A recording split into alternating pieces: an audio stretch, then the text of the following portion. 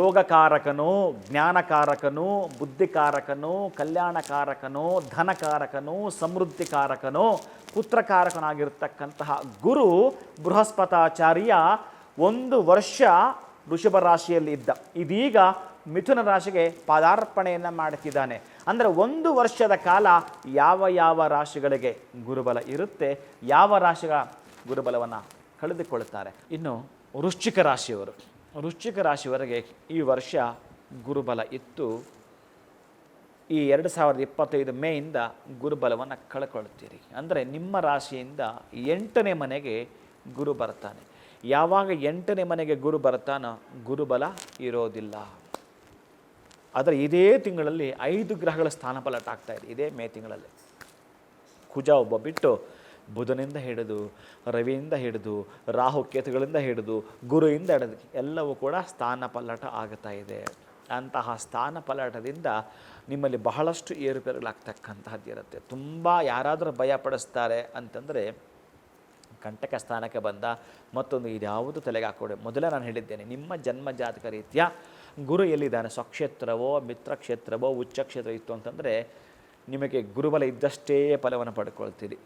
ಅದರಲ್ಲಿ ಗುರು ಮಹಾದಶೆ ಏನಾದರೂ ಆಗಿತ್ತು ಅಂತಂದರೆ, ಚಂದ್ರ ಭುಕ್ತಿ ಇತ್ತು ಅಂತಂದರೆ ಅಲ್ಲೊಂದು ಯೋಗವನ್ನು ಕೂಡ ನೀವು ಪಡೆದುಕೊಂಡ್ಬಿಟ್ರಿ, ಗಜಕೇಶ್ವರಿ ಯೋಗವನ್ನೇ ಪಡೆದುಕೊಂಡ್ರಿ, ಅಷ್ಟು ಚೆನ್ನಾಗಿದೆ. ಆದರೆ ಗುರುಬಲ ಇಲ್ಲ ಅನ್ನೋದು ಮೇಲ್ನೋಟಕ್ಕೆ ನೀವು ಮಾಡೋ ಕೆಲಸದ ಮೇಲೆ, ನೀವು ತೆಗೆದುಕೊಳ್ಳತಕ್ಕಂಥ ತೀರ್ಮಾನಗಳ ಮೇಲೆ, ನೀವು ಮಾಡ್ತಕ್ಕಂಥ ಅಭಿವೃದ್ಧಿಯ ಕೆಲಸಗಳ ಮಧ್ಯೆ ಇವೆಲ್ಲವೂ ಕೂಡ ಇರುತ್ತವೆ. ಆದರೆ ಗುರು ಇಲ್ಲ ಅನ್ನೋವಾಗ ನೀವು ಸ್ವಲ್ಪ ಯೋಚನೆ ಮಾಡಬೇಕಾಗತ್ತೆ. ಸರಿ, ಗುರುಬಲ ಇಲ್ಲ ಅನ್ನೋವಾಗ ಮದುವೆ ಆಗಿರಬಹುದು, ಮುಂಜಿ ಆಗಿರಬಹುದು, ಈ ತರಹದ ಮನೆ ಕಟ್ಟೋದಾಗಿರಬಹುದು, ಈ ತರಹದ ನಿರ್ಮಾಣ ಕೆಲಸಕ್ಕೆ ಸಂಬಂಧಪಟ್ಟ ಆಗಿರುವಂಥದ್ದು ಏನು ಮಾಡಬೇಕು ಅದನ್ನು ಒಮ್ಮೆ ನೀವು ಪರಿಗಣಿಸ್ಕೊಂಡ್ರೆ ಮಾತ್ರ ಪ್ರತಿಫಲಗಳು ನಿಮ್ಮ ವಿರುದ್ಧ ದಿಕ್ಕಿನಲ್ಲಿ ಇದ್ದಾಗ ನಾವೇನು ಮಾಡಬೇಕು. ಅದಕ್ಕೆ ಗುರುವಿನ ಅನುಗ್ರಹಕ್ಕೆ ನೀವು ಒಳಗಾಗ್ತಕ್ಕಂತಹದ್ದು ಕುಜನ ಮಂತ್ರವನ್ನು, ಗುರುವಿನ ಮಂತ್ರವನ್ನು ಹೆಚ್ಚಿಗೆ ಹೇಳ್ಕೊಳ್ತಕ್ಕಂಥದ್ದು. ಜೊತೆಗೆ ಚಂದ್ರನನ್ನು ಹೆಚ್ಚಿಗೆ ಹೇಳ್ಕೊಳ್ತಾ ಬರುತ್ತೆ. ಯಾಕಂದರೆ ಈ ರಾಶಿಯವರಿಗೆ ಮೊದಲೇ ಚಂದ್ರ ವೀಕ್ ಇರ್ತಾನಲ್ಲ, ಈ ರಾಶಿಗೆ ಸಂಬಂಧಪಟ್ಟಾಗ ಚಂದ್ರ ನೀಚನಾಗಿರ್ತಾನಲ್ಲ, ಅದಕ್ಕಾಗಿ ದಿನೇ ಸ್ವಲ್ಪ ಅಭಿವೃದ್ಧಿಯತ್ತ ಹೆಜ್ಜೆ ಹಾಕೋಣ ಅಂತಂದರೆ, ಹಾಗಾಗಿ ನೀವೇನು ಮಾಡಬೇಕು, ಚಂದ್ರನಿಗೆ ಸಂಬಂಧಪಟ್ಟ, ಕುಜನಿಗೆ ಸಂಬಂಧಪಟ್ಟ, ಗುರುವಿಗೆ ಸಂಬಂಧಪಟ್ಟ ಕಾಂಬಿನೇಷನ್ ವೈಸ್ ನೀವೇನಾದರೂ ಈ ಅಷ್ಟೋತ್ರವನ್ನು ಹೇಳ್ಕೊಳ್ತೀರಿ ಅಂತಂದರೆ ಅಂಥ ಫಲವನ್ನು ನೀವು ಪಡ್ಕೊಳ್ತೀರಿ. ಸಾಧ್ಯವಾದರೆ ಅರಿಶಿಣವನ್ನು ದಾನ ಮಾಡಿ, ತೊಗರಿಯನ್ನು ದಾನ ಮಾಡಿ, ಕಡಲೆಯನ್ನು ದಾನ ಮಾಡಿ, ಗುರುವಿನ ಅನುಗ್ರಹಕ್ಕೆ ತಾವು ಒಳಗಾಗ್ತೀರಿ. ಶುಭಂ ಭೂಯಾತ್, ಒಳಿತಾಗಲಿ. ಇನ್ನು ಧನುಸ್ಸು ರಾಶಿಯವರಿಗೆ ಗುರುಬಲ ಇಲ್ಲ. ಎಲ್ಲಿ ತನಕ?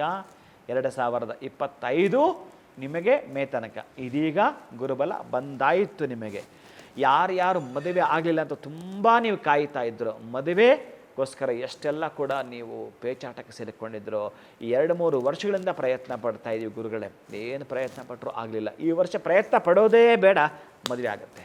ಅದಕ್ಕೆ ಹೇಳೋದು ನಮ್ಮ ಟೈಮ್ ಬರಬೇಕು ಅಂತ. ಅದಕ್ಕೆ ನಿಮ್ಮ ಟೈಮ್ ಬಂದಾಗಿದೆ. ಅದಕ್ಕಾಗಿ 7ನೇ ಮನೆಯ ಗುರು ಮೊದಲೇ ನಿಮ್ಮ ರಾಶ್ಯಾಧಿಪತಿ ಎಲ್ಲಿದ್ದಾನೆ, 7ನೇ ಮನೆಯಿಂದ ನಿಮ್ಮನ್ನು ನೋಡ್ತಾ ಇದ್ದಾನೆ. ನಿಮ್ಮನ್ನು ನೋಡೋದರ ಜೊತೆಗೆ ಗುರುಬಲ ಅತ್ಯಂತ ಶುಭವಾಗಿದೆ. ಈ ವರ್ಷ ಮಾತ್ರ ನೀವು ಅಂದುಕೊಂಡ ಹಾಗೆ ಸ್ವಲ್ಪ ಜೇನು ದಾನ ಮಾಡೋ ಅಂತ ಹೇಳ್ತಾನೆ. ಮತ್ತು ಹೊಳಿತನ್ನು ಕಾಣಬೇಕಾದ್ರೆ ಜೇನನ್ನು ದಾನ ಮಾಡ್ತಾ ಬಾ.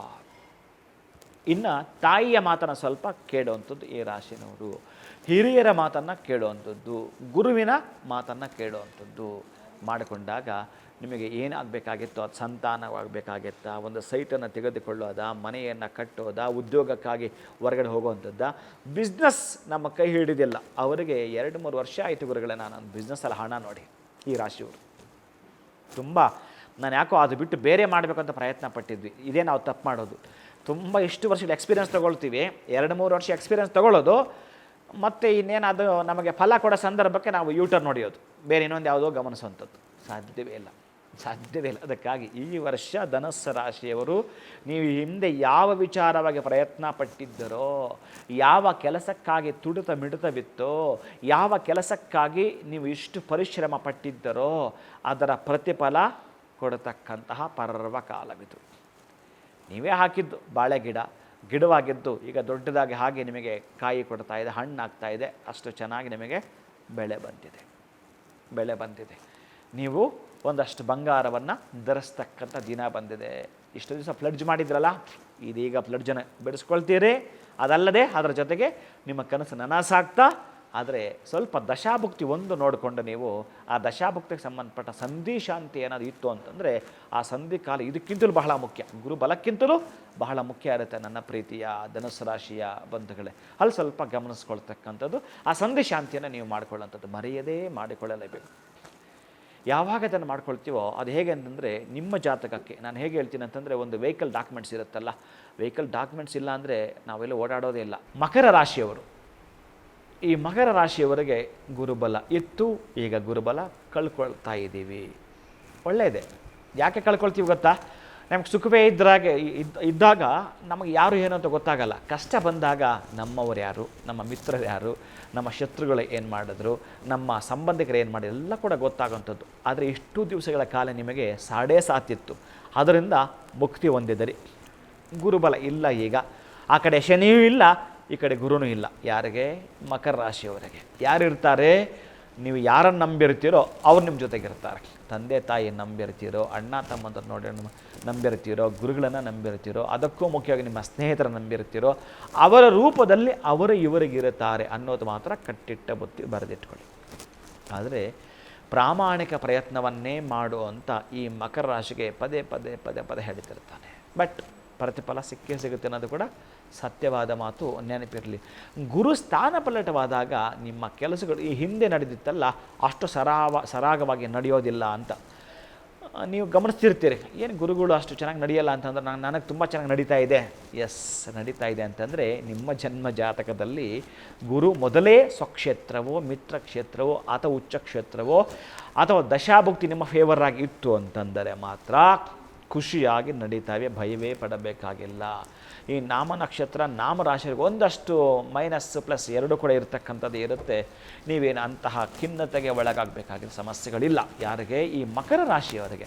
ಅಂತಹ ಮಕರ ರಾಶಿಯವರು ಏನಾದರೂ ಮಾಡಿಕೊಳ್ತೀನಿ ಅಂತಂದರೆ ಈ ಗುರುವಿಗೆ ಸಂಬಂಧಪಟ್ಟ ಧಾನ್ಯ ಏನಿದೆಯೋ ಕಡಲೆ, ನಿಮ್ಮ ರಾಶಿಗೆ ಸಂಬಂಧಪಟ್ಟಾಗಿರೋ ಶನೇಶ್ಚರ ಮೊದಲೇ ಪರಾಕ್ರಮ ಸ್ಥಾನಕ್ಕೆ ಬಂದಿದ್ದೇನೆ, ಭಯ ಪಡಬೇಕಾಗಿಲ್ಲ. ಇಲ್ಲಿಗೆ 3ನೇ ಮನೆಗೆ ಬಂದಿರತಕ್ಕಂಥ ಶನಿ ವಿಶೇಷವಾಗಿರ್ತಕ್ಕಂಥ ವಿಶಿಷ್ಟ ಫಲಗಳನ್ನೇ ಕೊಡುತ್ತಾನೆ, ಭಯ ಪಡಬೇಕಾಗಿಲ್ಲ. ಆದರೆ ನೀವು ಏನು ಮಾಡಬೇಕು ಅಂತಂದರೆ ನಾನು ಹೇಳಿದ ಹಾಗೆ ಈ ಒಂದು ಮಕರ ರಾಶಿಯವರು ಮಧ್ಯದ ಬೆರಳಿಗೆ ಬ್ಲೂ ಸಫೈರ್, ಡೈಮಂಡ್, ಲಿಟ್ಲ್ ಫಿಂಗರ್ಗೆ ಎಮರಾಲ್ಡ್, ಕಿರು ಬೆರಳಿಗೆ ಈ 3ನ್ನೂ ಧಾರಣೆ ಮಾಡಿ ಕೊರಳಿಗೆ ಒಂದು ಹರಿದ್ರಾಮಣಿ ಮಾಲೆಯನ್ನೇನಾದರೂ ಕೂಡ ಮಕರ ರಾಶಿಯವರು ಧಾರಣೆ ಮಾಡ್ತೀನಿ ಅಂತಂದರೆ ಮೊದಲೇ ಎಲ್ಲಿಗೆ ಹೋಗಿದ್ದಾನೆ ಅಂತಂದರೆ ಗುರು 6ನೇ ಮನೆಗೆ ಹೋದಾಗ ಏನು ಮಾಡ್ತಾನೆ ಅಂದರೆ ಶತ್ರುಗಳನ್ನು ಸ್ವಲ್ಪ ಉಪಟಳವಾದೀತು. ಸ್ವಲ್ಪ ಶತ್ರುಗಳ ನಮಗೆಲ್ಲೋ ಒಂದು ಕಡೆ ನೋವು ಕೊಡ್ತಕ್ಕಂತಹದ್ದು ಯಾವ ರೀತಿಯಾಗಿ ಅಂತಂದರೆ ಆ ಮಾತುಗಳನ್ನು ಯಾವತ್ತೂ ಕೇಳಿರಲಿಲ್ಲ ಅನ್ನೋಂಥದ್ದನ್ನು ವ್ಯಕ್ತಪಡಿಸ್ತಿರ್ತೀರಿ. ಸಾಧ್ಯವಾದಷ್ಟು ಗೊತ್ತಿಲ್ವಲ್ಲ, ನಮ್ಮ ಮೇಲಿರ್ತಕ್ಕಂತಹ ಪೀಡೆಯನ್ನು ಆ ಮಾತಾಡೋ ಮಾತುಗಳ ಮುಖಾಂತರ ತೆಗೆಯಲ್ಪಡುತ್ತಂತೆ. ಅದಕ್ಕಾಗಿ ಅಂತಹದ್ದೆಲ್ಲವೂ ಕೂಡ ಆದದ್ದೆಲ್ಲ ಒಳಿತೆ ಆಯಿತು ಅಂತ ಹೇಳ್ತಾರೆ. ಕಷ್ಟ ಯಾಕೆ ಬರುತ್ತೆ ಅಂತ ನೀವು ಚೆನ್ನಾಗಿ ನೆನಪು ಮಾಡ್ಕೊಳ್ಳಿ. ಸುಖದಲ್ಲಿ ಎಲ್ಲರೂ ಜೊತೆಗಿರ್ತಾರೆ, ಹಣ ಇದ್ದಾಗ ಜೊತೆಗೆ ಎಲ್ಲರೂ ಇರ್ತಾರೆ. ಆದರೆ ಕಷ್ಟ ಬಂದಾಗ ಆಬ್ವಿಯಸ್ಲಿ ಅಷ್ಟೇ ಅನ್ಕೋತೀನಿ, ಬೆಲ್ಲ ಇದ್ದರೆ ಇರುವೆಗಳು ಬರ್ತವೆ, ಬೆಲ್ಲ ಇದ್ದರೆ ಯಾರು ಬರಲ್ಲ, ಯಾವುದು ಬರಲ್ಲ ಅಂತ ನಮಗೆ ಗೊತ್ತಿದೆ. ಹಾಗೆ ಇದು ಅಂತ ನಿಮಗೆ ಪರೀಕ್ಷೆ ಮಾಡಲಿಕ್ಕೆ, ಪರೀಕ್ಷೆಯನ್ನು ಒಡ್ಡಲಿಕ್ಕೆ ಈ ರೀತಿಯಾಗಿರ್ತಕ್ಕಂತಹ ಫಲಗಳು ನಡೆಯುವಂತಿರುತ್ತೆ. ಶನೇಶ್ಚರನಿಗೆ ನೀವು ಪ್ರಧಾನವಾಗಿ ಅಭ್ಯಂಜನ ಸ್ನಾನವನ್ನು ಮಾಡಿಸ್ತಕ್ಕಂಥದ್ದು, ಗುರುವಿನ ದೇವಸ್ಥಾನಕ್ಕೆ, ಗುರು ದತ್ತಾತ್ರೇಯರ ದೇವಸ್ಥಾನಕ್ಕೆ ಹೋಗ್ತಕ್ಕಂಥ ಒಂದಷ್ಟು ಸಂಕಲ್ಪವನ್ನು ಮಾಡಿಕೊಳ್ತಾ ನೀವು ಕಡಲೆ ಉಸಲೆಯನ್ನು ಸಂಜೆ ವೇಳೆ, ಅದು ಗುರುವಾರ ಸಾಯಂಕಾಲದಂದು ಅಲ್ಲಿ ಮಕ್ಕಳಾದಿಯೊಂದು ಯಾರಿರ್ತಾರೋ ವೃದ್ಧರಿಗೆ ಒಂದಷ್ಟು ಪ್ರಸಾದವಾಗಿ ಕೊಡೋದಾದರೆ, ನೀವೇ ನಿಮ್ಮ ಕೈಯಾರ ಪ್ರಸಾದ ಕೊಟ್ಟಿದ್ದೆ ಆದರೆ ಭಾಳ ತೃಪ್ತಿ ಆಗ್ತಾನಂತೆ ಗುರು ಮಹಾನುಭಾವನಾಗಿರ್ತಕ್ಕಂತಹ ಬೃಹಸ್ಪತಿ ಆಚಾರ್ಯ. ಶುಭಂ ಭೂಯಾತ್. ಒಳಿತಾಗಲಿ.